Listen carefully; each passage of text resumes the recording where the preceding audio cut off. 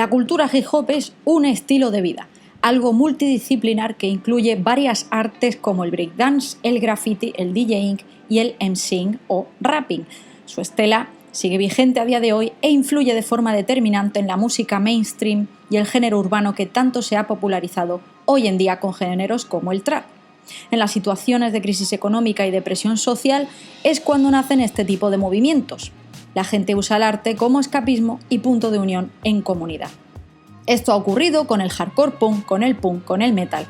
Estos géneros son underground en inicio y en cuanto que actúan como tirita, parche o sanación de una juventud perdida. Conectan con sus raíces y vuelcan esa ira en el arte sin pretensiones económicas en un principio, sino sociales. Pasar el rato, estar a gusto con tu familia y con tus amigos. Hasta el techno nació así en Detroit. Para entender bien el nacimiento de un género hay que analizar el contexto histórico. Los años 70 fueron convulsos en Estados Unidos. La lucha por los derechos civiles de múltiples colectivos se iba abriendo paso en un país que vivía una profunda crisis. Por un lado, una crisis política. Había un estancamiento con la política por el conocido caso Watergate, que destapó que organismos como el FBI o la CIA eran utilizados por Nixon para extorsionar y acosar a disidentes y opositores sospechosos. Y en segundo lugar, el auge de este señor en política se dio por la sensación de desazón de los estadounidenses que consideraban que se estaba favoreciendo a personas a costa de sus impuestos, imponiendo medidas que menoscababan medidas sociales, favoreciendo la segregación, entre otras cosas.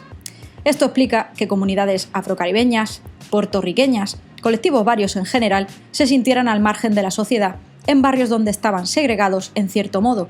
Urbanísticamente se les deja a un lado. Y por último, entre otras muchas cosas, la guerra de Vietnam fue un desastre nacional y provocó el desencanto de numerosos colectivos que protestaron en contra de la contienda, cuyas motivaciones cada vez parecían menos justas. A finales de la década hubo una fuerte inflación y una crisis energética tremenda. En concreto, en Nueva York hubieron recortes en seguridad, el crimen se disparó en las calles y las clases pudientes se mudaron a los suburbios. En el 69 y hasta el 74 se perdieron cerca de 500.000 de trabajos y la mayoría de la gente debía vivir de las ayudas sociales, que eran casi nulas, por cierto. El aspecto decadente de la ciudad además se debía a los numerosos incendios provocados por los propios propietarios que no podían hacerse cargo de sus propiedades. De esta manera podían cobrar algo de los seguros y tener liquidez. Fijaos en este panfleto que se daba a los turistas en la época. Eran tips para sobrevivir en la ciudad, como no coger el metro o no moverte por la ciudad a partir de cierta hora.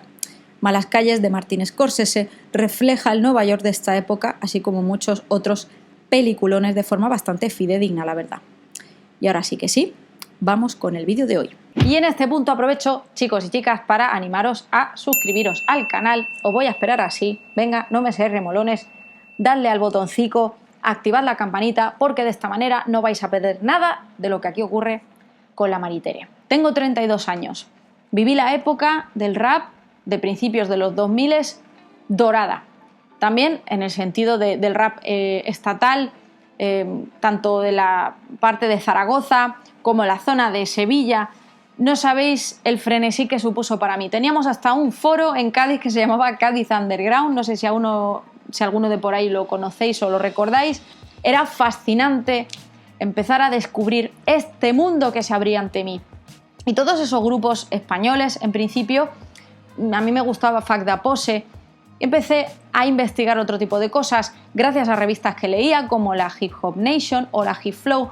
Empecé a descubrir nuevos artistas. Me los bajaba pues, con Emule o con Napster, todos estos discos, todos estos temas. Y esos grupos con los que empecé a conocer más a fondo esta cultura fue Big Punisher, Tupac, Public Enemy, etc. Y además me acuerdo que tuve que hacer un trabajo para inglés en la ESO y lo centré en la historia del hip hop. Hice una cartulina gigantesca en la que reflejé toda la historia del hip hop con un eje cronológico.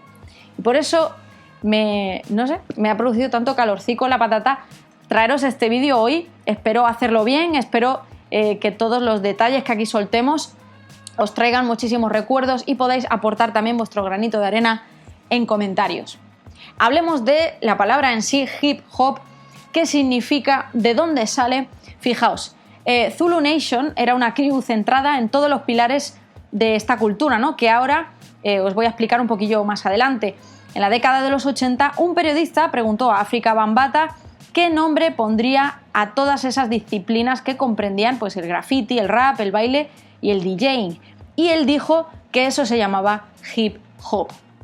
¿Qué opináis? ¿Alguien sabe cuál fue el origen primigenio realmente de esta expresión? El ser humano vive, se desarrolla, aprende principalmente en ese contexto ocioso.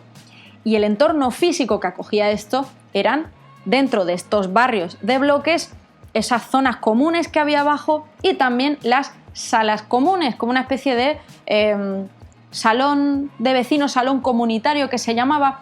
Y en estos contextos es donde tienen lugar esas fiestas, esos eventos que organizaban estas personas para pasarlo bien, para pasar el rato, y ahí se gesta esa chispa primigenia de una cultura que hoy día sigue vigente, ya no de forma tan pura, lógicamente, pero que se ha capitalizado hasta el punto que hoy en día tenemos diferentes diásporas que han ido saliendo de aquí y de allá, como puede ser el trap, que a día de hoy suponen un grueso tremendo en el consumo musical a nivel mundial. Muchos cogían los equipos de música que tenían en casa y se los bajaban a esas zonas comunes.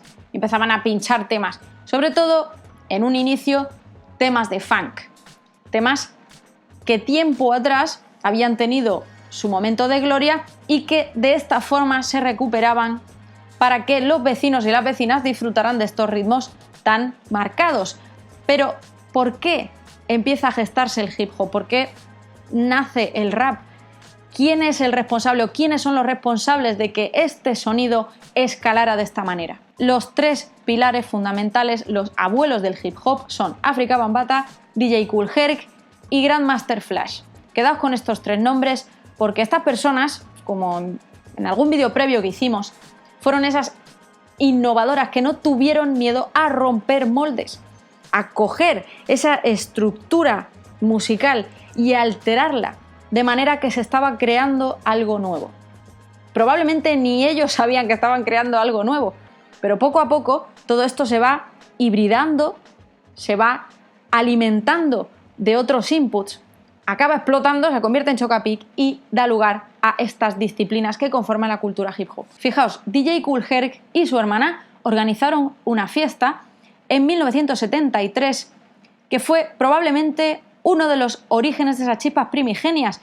Por aquí os dejo el flyer. Back to School Jam. Cobraban entrada, era una fiesta que se iba a hacer en esa sala comunitaria. Bien, entonces en estas sesiones de baile, el DJ, en este caso, DJ Kool Herc, estaba pinchando temas de funk, como hemos dicho.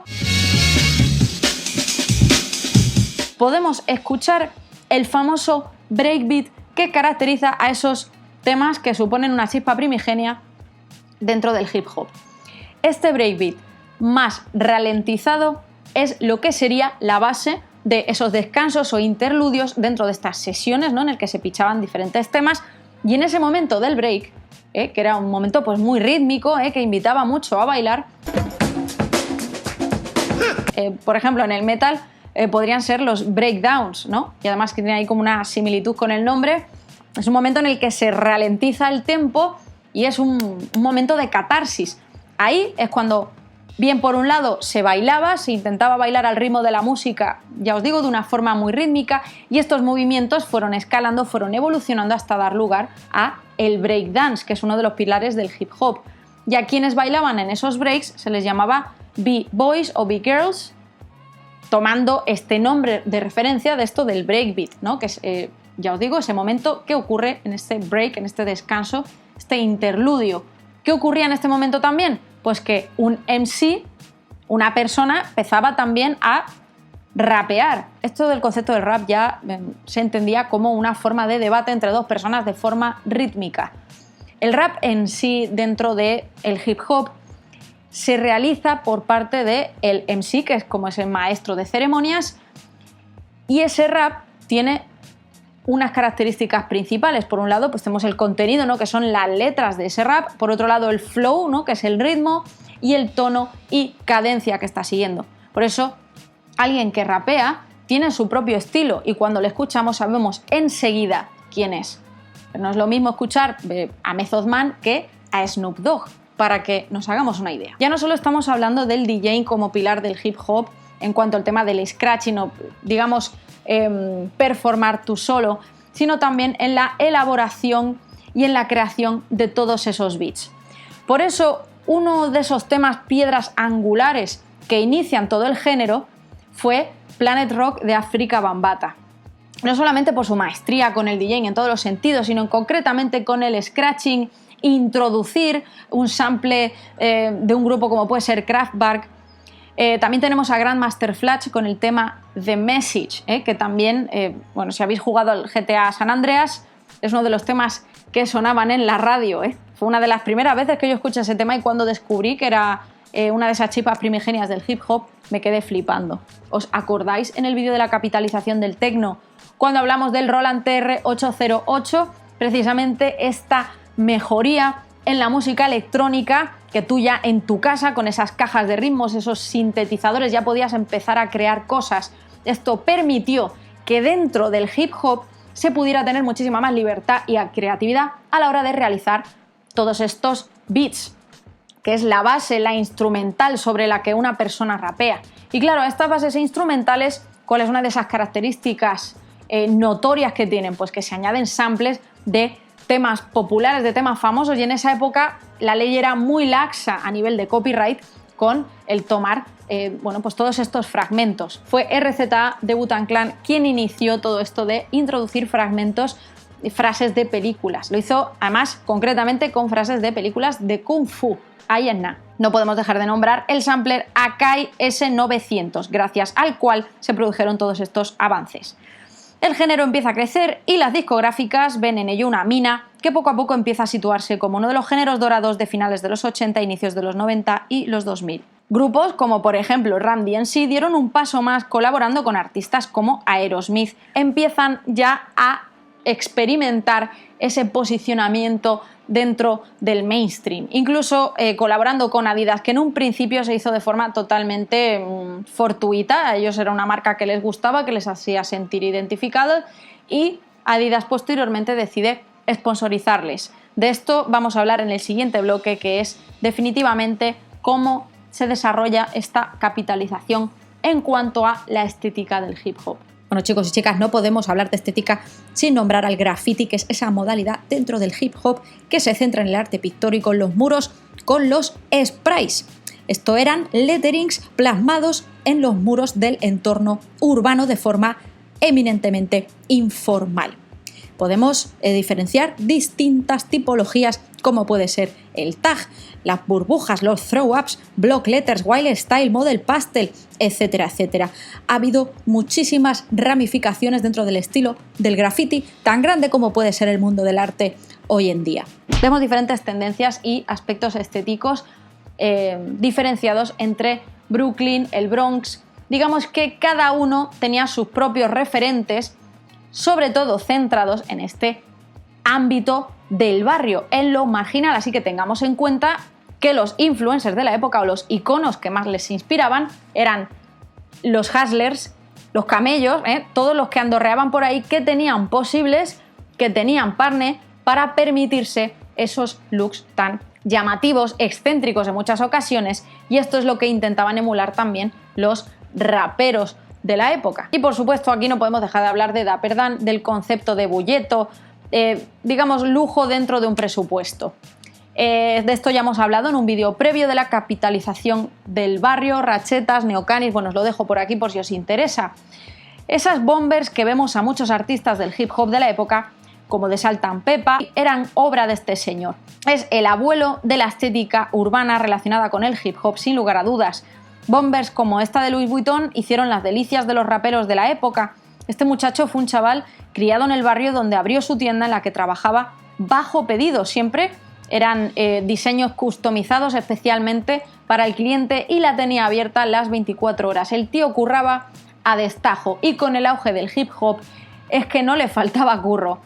Desgraciadamente en los 90 tuvo problemas legales con Fendi por derecho de propiedad intelectual, porque el tío cogía todos estos tejidos con los logos estampados y hacía sus prendas ni corto ni perezoso, o sea, se la sudaba al pairo. Dapper Dan en la época se inventó esta bomber de Gucci y Alessandro Michel, creativo de Gucci, lanzó un desfile en el que se veía una bomber demasiado similar y fue cuando Dapper Dan volvió otra vez a estar en la palestra, pero esta vez reflotando su negocio y reabriendo su local. Así que, oye chicos, no hay mal que por bien no venga. La peculiaridad de Dapper Dan es que ponía el logo en todas partes, incluso en gorros. Esto era muy innovador y nunca se había visto antes. Vamos, esto era el licensing llevado a la máxima potencia.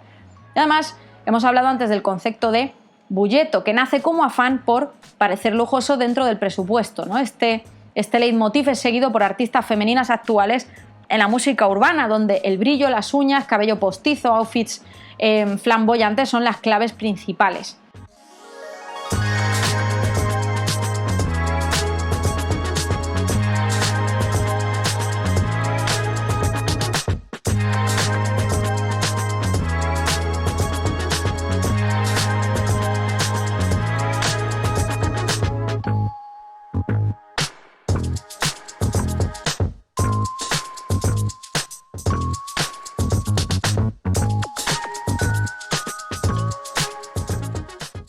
Las marcas de lujo empiezan a tener popularidad entre los artistas que adquieren fama, ¿no? Y hablan de las marcas en sus letras, como Versace, por ejemplo, por parte de Tupac, etcétera, etcétera.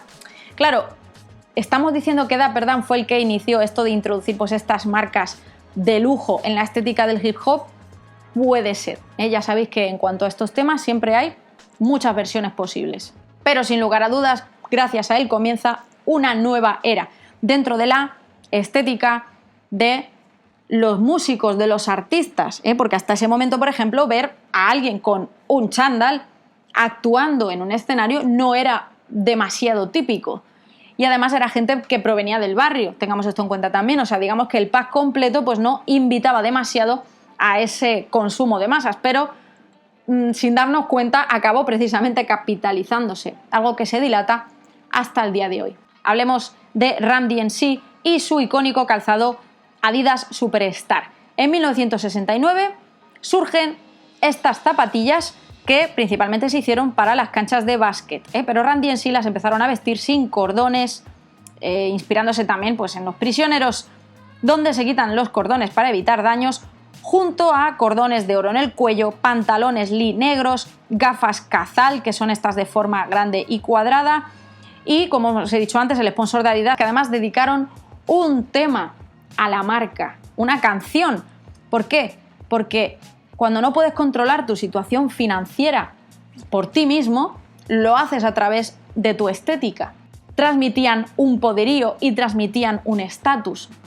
Como os he dicho, los influencers e iconos de la época, ¿quiénes eran? Ahí lo tenéis. Por otro lado, el tema del chándal, que no se nos pase por aquí, el athleisure ya era una realidad desde los 70, porque la gente empieza a tener ese tiempo de ocio para dedicar al deporte, a la actividad física, y tenían que vestir esta ropa que transpiraba y era especial para este movimiento físico. Pero, claro, hay un momento en el que el chándal trasciende ese contexto deportivo y pasa también a la vida diaria, incluso a formar parte pues, de outfits arreglados o para ocasión a día de hoy. Ha habido momentos cumbre en el cine, como con Bruce Lee, que llevaba este icónico chándal rojo, y aquí es cuando se ve también el chándal fuera de ese contexto, pero claro, en el barrio ya era un elemento adquirido por la juventud, era un elemento que ya formaba parte de ello. Claro, aquí empezamos ya a vislumbrar esos inicios, esos pequeños coletazos iniciales de esa progresiva capitalización. Si alguien necesita una explicación más específica de qué es capitalizar, en qué consiste, también tenemos un vídeo al respecto. LL Cool J también es otro de esos referentes estéticos de la época, con su gorrito de pescar Kangol, que hoy por cierto está muy de moda, junto a su cordoncito de oro, que nos falte, la Jordan, y si hay álbum que representa la paulatina capitalización del hip hop también es Radio, de principios de los 90, y en la contraportada además le vemos con las Jordan 1, que también formaron parte de esta estética urbana. Darren Robinson de The Fat Boys, que llevaba la bomber de Dapper Dan de imitación de marcas de lujo, donde el logo, claro, era extremadamente visible, junto a las gafas Cazals con diamantes incrustados, esto del brillo, el lujo, eso de dar aspecto poderoso es una clave de la estética. ¿Por qué razón? Se intentaba imitar o emular a la realeza africana. Esto del concepto de la estética de la bandera panafricana y tal, lo vamos a desarrollar un poquito más adelante. Pero principalmente esta es la razón. Dapper Dan de nuevo hizo un viaje a África antes de abrir su tienda y se inspiró en los estampados y en su herencia cultural, llevándolo al entorno del barrio. Como con estos gorritos de Salt and Pepper, por ejemplo. Muchos artistas adquirieron esta estética combinándola con ropa urbana, abrazando sus raíces y cultura.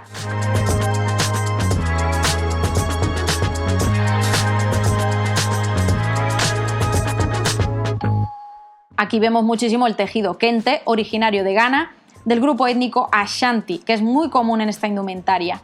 Por cierto, Ashanti también era el nombre de una de las artistas clave de R&B de los 2000, es que me encantaba, por cierto. A ver, no estoy diciendo que esta gente, por llevar joyería pesada, intentase emular a la realeza africana, pero la hibridación de estos elementos estéticos se produce de forma espontánea. Muchas batallas de MCs, además, incluían en el premio una medalla de oro que luego vestían con orgullo. Y aquí nace también el concepto de bling bling, ¿no? Que es un término que se refiere, bueno, pues al soniquete que hacen las joyas cuando pegan unas con otras. Marcaron la estética de artworks, letterings y outfits de los discos y videoclips de la era dorada de los 2000 del hip hop y del R&B. Cuando empiezas a tener capacidad económica, intentas por todos los medios tener y reflejar lo que nunca tuviste en ese momento. Por eso los artistas eran muy excéntricos. Por ejemplo, tenemos esta medalla de Versace inolvidable de Ghostface Killah, que yo creo que es icónica. La ropa ancha, bueno, pues se debía sobre todo a que la ropa en su mayoría era heredada. Esto no entiende de tallajes, todo era de tallas dispares y en general a nadie le quedaban las cosas perfectamente talladas. Y ya os digo que esto también, como evolución natural, pues oye, cada vez se llevan las cosas más anchas, más anchas, más anchas, hasta que llega Carl Jones y saca los vaqueros precisamente con efecto muy ancho y con la cinturita estrecha, pues para dar este rollo tan baggy. El Príncipe de Bel-Air también fue clave. Bueno, hacen falta referentes en el mainstream para empezar a catalizar todos esos elementos estéticos de un movimiento. Esta serie marcó la tendencia de la ropa oversize, además mezclada con estilo, color y con una fuerte influencia afro. Carl Jones junto a TJ Walker crearon la marca Cross Colors, cuya fuente principal de inspiración fueron los colores de los estampados kente que hemos nombrado antes. Lo han vestido artistas como Tupac Shakur, TLC, Snoop Dogg, Mary J. Blige, etc. Y esta fue una de las marcas que marcaron la guía a las grandes Fubu, Rocawear, Pele Pele, Sean John, South Pole, North Point, Dada y muchísimas más. No sabéis la de recuerdos que me está dando este vídeo. Una vez de pequeña vine a Sevilla a una tienda que había en Plaza de Armas que creo que se llamaba All Style y con el dinerico que había ahorrado por las buenas notas me compré unos vaqueros Dada y yo fui la mujer más feliz del mundo. Mis únicos vaqueros raperos, porque eran muy caros en la época, os tengo que decir.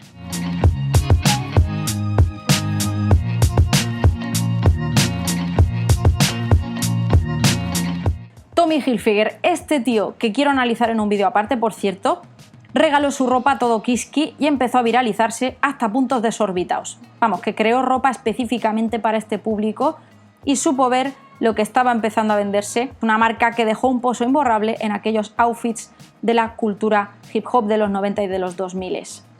Por otro lado, la bandera panafricana, no solo a nivel estético, sino filosófico. Concepto de letras y álbumes de rap como de Queen Latifah vienen acompañados de la estética tomada de la bandera panafricana. También se conoce como la Unia Flag y representa la liberación negra con el negro, verde y rojo creada en los años 20. Su padre fue Marcus Garvey y es un símbolo de orgullo, libertad y poder político de los afroamericanos. Hablemos de los camellos, los hustlers o como los queráis denominar. Esta gente manejaba dinero en los barrios y sus outfits eran muy extravagantes, opulentos, con prendas compradas en la parte alta de la ciudad.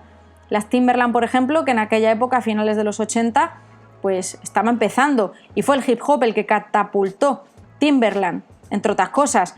Notorious Big las vestía continuamente y hablaba de ellas en sus letras. Lo gracioso es que el CEO de Timberland dijo que la comunidad afroamericana no había sido responsable del grueso de sus ventas, a pesar de que efectivamente eran los primeros en vestir sus botas con orgullo. Sin comentarios. Pregunta es, ¿cuándo llegó a las pasarelas? Es paradójico porque aquí ya hemos analizado en profundidad grandes diseñadores de los 90 como Galliano, McQueen, en fin, y ninguno de ellos específicamente reflejó en sus desfiles esta moda, este rollo hip hop como tal. Esto ya se empezó a dar quizá a mediados de los 2000 e incluso un poquito más adelante. Sin duda tendríamos que hablar del papel de Kanye West en esto, pero tenemos que dedicar un vídeo a todo este asuntejo, ¿eh? Decidme en comentarios si os apetece. La realidad es que hoy en día hay raperos como A$AP Rocky modelando en las pasarelas y el hip hop, rap y música urbana en general es totalmente mainstream. ¿En qué momento se capitaliza y se vuelve mainstream ya definitivamente?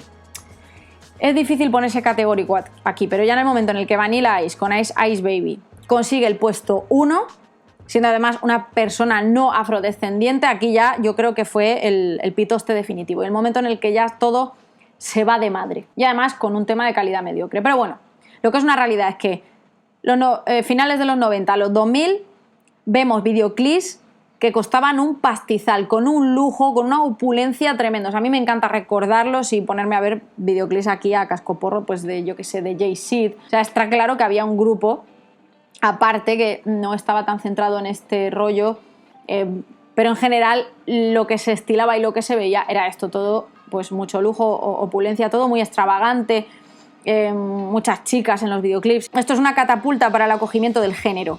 Plataformas como MTV hacen eco de estos artistas que salen y provienen del barrio, de ambientes deprimidos, y se convierten en estrellas multimillonarias, que esto era clave también. 50 Cent es uno de esos ejemplos. Recuerdo perfectamente ir a comprar el disco de Massacre al Prica. Yo es que me parto. Recuerdo perfectamente esta época también en el que el R&B se fusiona con el rap, había colaboraciones por todas partes y eran momentos esperadísimos para todos, ¿no? Ver ese videoclip en la tele. Artistas como Beyoncé empezaron a petarlo en esta época y marcaron un serio precedente. Luego también tenemos el tema este de los piques, ajustes de cuentas con tiros, asesinatos, ¿no? Que también eran un elemento estético de los propios videoclips, que correspondían con la realidad, que esto es lo gracioso. Eran personas que habían vivido eso en su infancia y alcanzar la fama pues no era pretexto para seguir con las leyes del barrio pa'lante, por así decirlo. Había rivalidad entre el rap del este y del oeste, y bueno, y esto ya está más centrado en la historia musical, para lo cual tenéis miles de documentales por ahí. Así que no nos vamos a extender con este tema.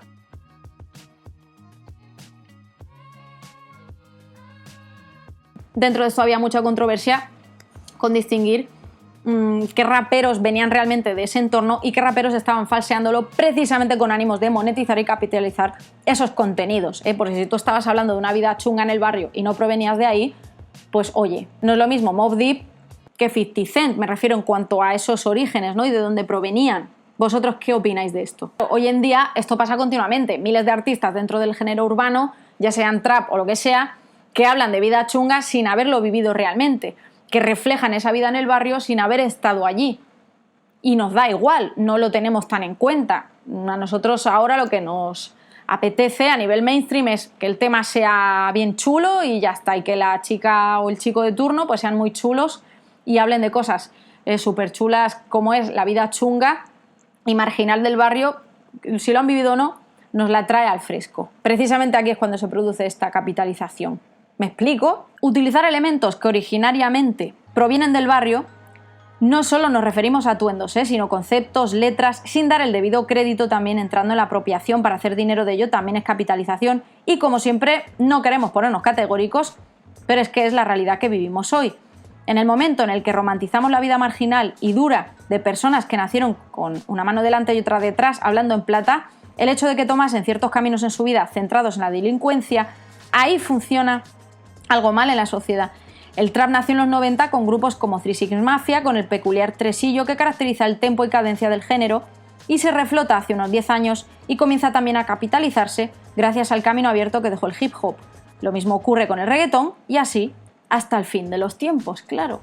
Queridos amigos, supongo que nos hemos dejado muchas cosillas en el tintero, he intentado aglutinarlo de la mejor manera posible, porque en este tipo de vídeos de capitalización de cosas, pues obviamente podríamos extendernos hasta el infinito y más allá. Pero las ideas principales creo que han quedado bastante clarillas, y si no, decidme en comentarios, correcciones, aportes, lo que os dé la gana, y no dudéis en apoyar este contenido aún más a través de Patreon desde 4 € al mes, PayPal para propinas, y nos vemos muy pronto en la próxima entrega.